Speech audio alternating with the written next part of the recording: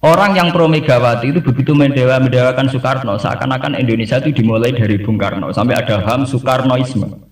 Bahwa Indonesia itu seakan-akan dimulai dari Soekarno. Memang deklarator kemerdekaan Indonesia itu Soekarno. Tapi umat Islam atau partai-partai Islam itu tidak kecil hati. Karena embrio yang bernama Indonesia itu dari tahun 1908, sebelum ada partai nasionalis yang berani melawan kolonialisme Belanda adalah partai-partai Islam, sehingga kebangkitan Indonesia dimulai 1908. Karena saat itu yang pertama mencetus ide melawan Belanda adalah kiai-kiai Islam, yaitu saat itu bikin serikat dagang Islam, terus lama-lama menjadi serikat Islam, terus lama-lama menjadi partai Islam, dimulai dari angkatannya Hos Cokroaminoto.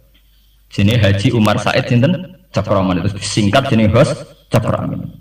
Jadi tidak bisa Indonesia itu meninggalkan partai Islam, karena dulu pertama pendiri era kepartaian, niku malah partai-partai apa?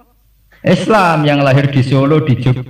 Bahkan sebelum ada negara yang bernama Indonesia, itu ada negara yang bernama Demak Bintoro, ada Demak Ngayogyakarta apa? Karto. Itu semua negeri apa? Islam.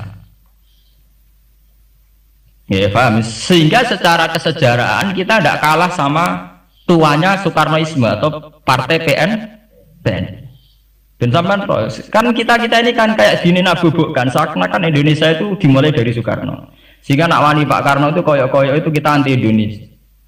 Ya kita tidak mungkin nggak menghormati Soekarno, beliau sebagai pahlawan besar kita hormati ya, tapi ya kebesaran Pak Karno demi bangsa Indonesia jangan kemudian direduksi, disederhanakan hanya melewati partai.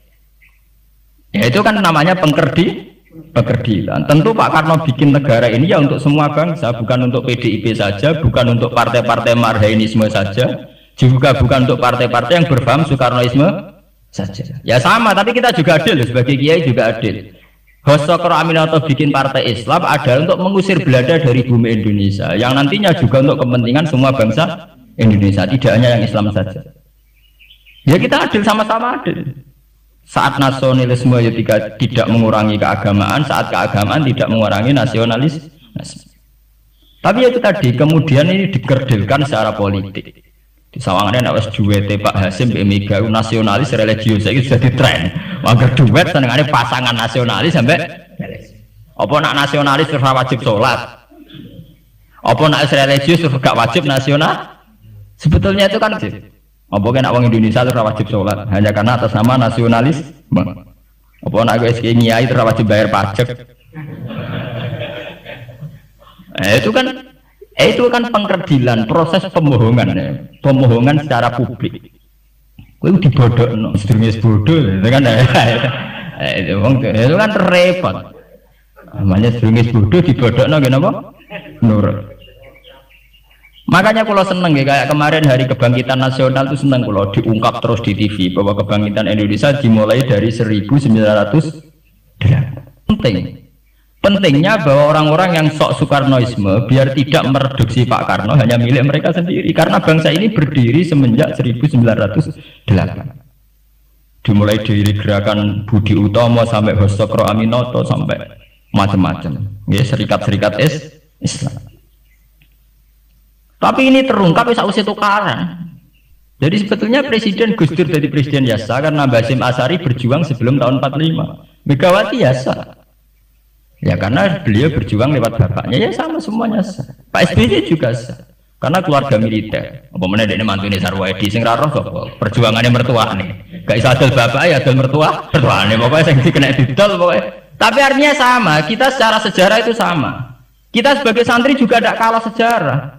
Karena berdirinya nasional sudah lewat para kiai itu takokno sejarawan manapun kayak profesor siapa di UI, siapa saja profesor-profesor sejarah itu bilang bahwa awal kebangkitan Indonesia itu dari partai-partai Islam. Bahkan versi orang nasionalis sekalipun itu bilang karena Islam adalah satu agama yang paling sensitif terhadap penjajahan. Karena Islam melahirkan satu paham jihad, bahwa ketika ada kolonial Belanda, wong Islam terinspirasi harus jihad. Sehingga lahir partai-partai Islam. Dulu yang dilawan itu perdagangan. Ini kalau cerita sejarah, santri-santri sadar. Jadi santri salah dengan model sekarang, sing roh duit, roh dagang itu sebetulnya mengkhianati pendiri santri. Lho boten niku lho fair. Sing gak seneng dagang, gak seneng mergawe itu mengkhianati pendiri pesantren. Sampai lihat sejarah tahun 1908 itu namanya tidak SI, tidak Serikat Islam, tapi Serikat Dagang Islam. Karena para kiai adalah melawan dominasi Cina di Surakarta dan dominasi Belanda menguasai sentra-sentra perdagangan. Sehingga yang dilawan pertama adalah piye supaya kolonial gak menguasai aset-aset ekonomi. Sama tak kok sejarah cek versi kiai, cek versi buku, asal gak versi klenek. Itu pertama yang dilawan para ulama adalah penguasaan aset ekonomi oleh Cina dan Belanda, sehingga mereka bikin Serikat Dagang Islam. Tapi saat ini mboten, santri paling ikhlas nak dunia wae Cina wae wong kafir. Dene istimewa jaluk Arab-Arab salam tempel itu kan itu kapan ada ajaran itu napa? Kapan? Kita diundang bupati wis seneng bupati kelar salam tempel, sementara sing juga bupati ini kere-kere diutaratur dikajekno wis seneng dan sebagainya. Itu tidak benar, tradisi itu tidak benar. Pertama dalam sejarah yang kita lawan justru penguasaan aset-aset ekonomi. Sebab itu dulu berdirinya Partai Islam dimulai dari Serikat Dagang Islam. Paham ya?